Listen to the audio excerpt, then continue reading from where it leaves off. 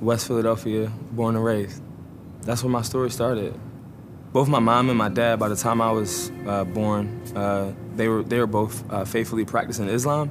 A lot of people in my parents' generation were influenced by that. Malcolm X was a huge figure in that because Nation of Islam was addressing the issues and the problems that the communities of color were facing.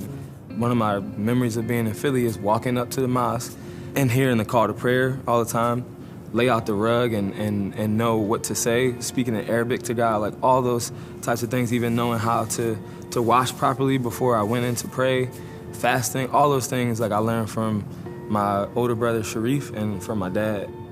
My whole identity started to be shaped around Islam. My mom and dad had split for a long time ago, and so we moved to Delaware for a brief time and then New Jersey because my dad's father lived in New Jersey. In the summer times, he would pick us up for vacation Bible school and, you know, taking us to church on Sundays, and all of it was for him wanting to spend time with us, but also I would find out as him just wanting to introduce us to Jesus. My first exposure to walking in vacation Bible school was very different from walking into a mosque. Everybody knows about Jesus, everybody knows about worship songs. I don't know any of these things, and so it feels very foreign to me to walk into that space and to not know anything and to have this different way of relating to God.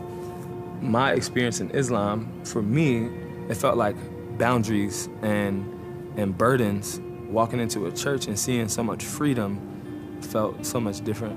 One of the questions I'm asking is, why in a household where we speak English every day, are we speaking to God in Arabic, right? So that was a question I was always kind of going through my mind of like, this is the way I relate to God. How come God doesn't hear me in English if that's what me and my parents and my brother and sister, we all speak in that language, right?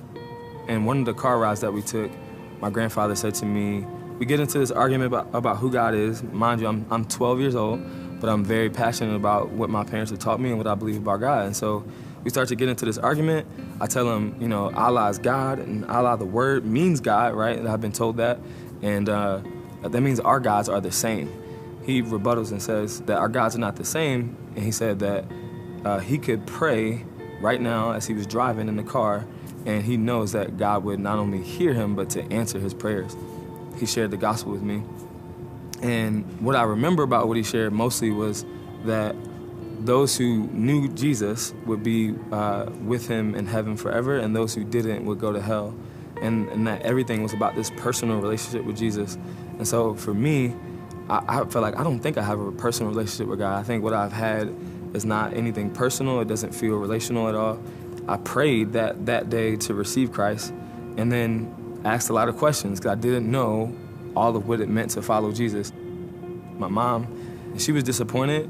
I told my dad, and my dad felt like his dad kind of stepped in where what I was experiencing was something that was influenced heavily by my grandfather and not necessarily my own. Whereas I felt like this was my own decision. And then my older brother had probably the most drastic response of them all. He just broke down crying the first thing when I told him. He had studied in Egypt under like Arabic scholars and studies the Quran and reads it in Arabic, and so he knows that at that point when I said that I had made a decision to now divorce myself from Islam, and there's no coming back from that. It was like betrayal, disbelief, and just unbelievable sadness.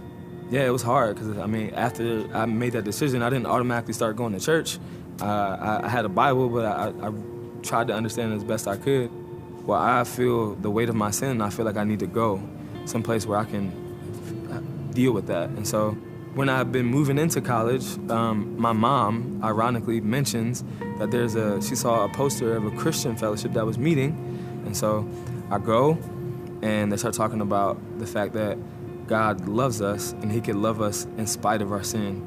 And to say that God loved me despite my sin, and that he could walk with me in the midst of something that I felt so dirty and so unapproachable and so just shameful was attractive to me. And so I left the meeting early, called my grandfather and told him, like, I get it, I finally get it, you know? And so things really started to change, and then I started to see what it looked like to really walk with Jesus intimately.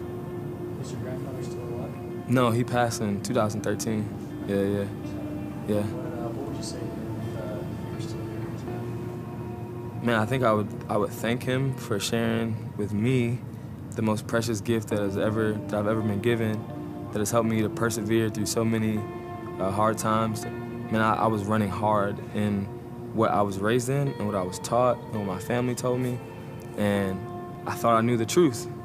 And all I know is that God found me, you know? Like, he came and sought me out. I found the truth.